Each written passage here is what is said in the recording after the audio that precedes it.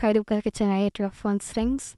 Na kama ndo mara kwanza au kama hujasubscribe channel yetu, hakikisha na weke like.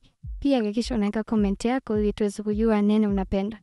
Sasa leo hapa tutakuja kuonyesha vitu viwili ambavyo unaweza kuvitumia katika TikTok na vitakusaidia ukaitumia TikTok yako vizuri kabisa na ukafurahia. Cha kwanza, watu wengi wanalalamika TikTok huwa inakula bando au inatumia data kwa wingi. Sasa leo nitaenda kuonyesha namna gani ya kufanya TikTok ili iweze kutumia data kidogo.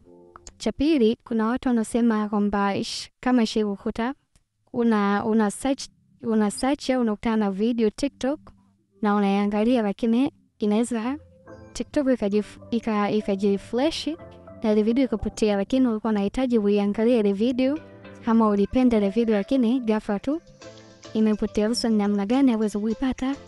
Fuatilia vizuri. Kama like, hakikisha umelike, hakikisha umesubscribe, hakikisha pia unaweka comment hapo hapo. Hapa tutaenda na kuanza namna gani unaweza ukafanya TikTok iwe inatumia data kidogo wakati unaitumia. Hiyo ni TikTok yako kama hivi. Utakuja utabonyeza hivi vishale vitatu hapa juu kama unavyoona, na hivyo kuweka alama utavibonyeza. Okay, bonyeza itafunguka option kama hii hapa. Ikifunguka option kama hii, utabonyeza hapo chini kabisa pameandikwa setting and privacy hapo na napelekea kimshale hapo. Hapo utabonyeza. Pakisha funguka kama hivi hapa, utakuja utashuka chini. Ukishuka chini hapo, kwa hiyo option hapo imeandikwa data saver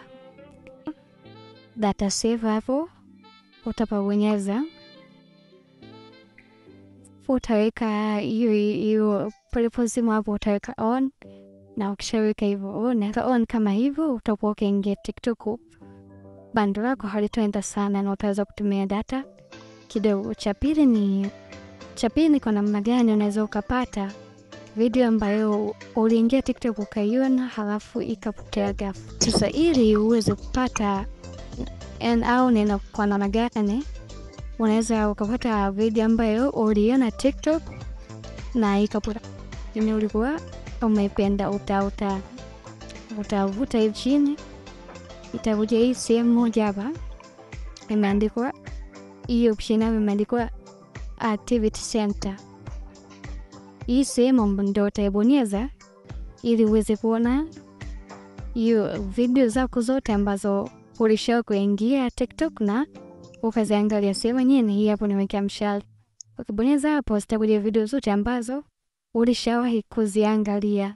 Kwa hiyo na hiyo uliona fikaondoka ghafla, pia utaikuta hapo. Kwa utabonyeza, patafunguka kama hivi. Pakifunguka kama hivi, hapo juu kabisa kuna hiyo option hapo imeandikwa watch history hapo.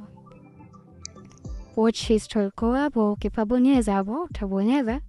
Ukipabonyeza hapo zitakuja video zote ambazo ulishawahi kuziangalia. Na kama una video ulipenda na ikaondoka ghafla ama ikapotea ghafla, ukibonyeza hapa pia zitaweza kuzikaja video zote ambazo ulishawahi kuziangalia. Kama huja subscribe channel yetu, kisha na subscribe, kisha na weka like, pia usahau kuweka comment ili tuweze kujua nini unataka.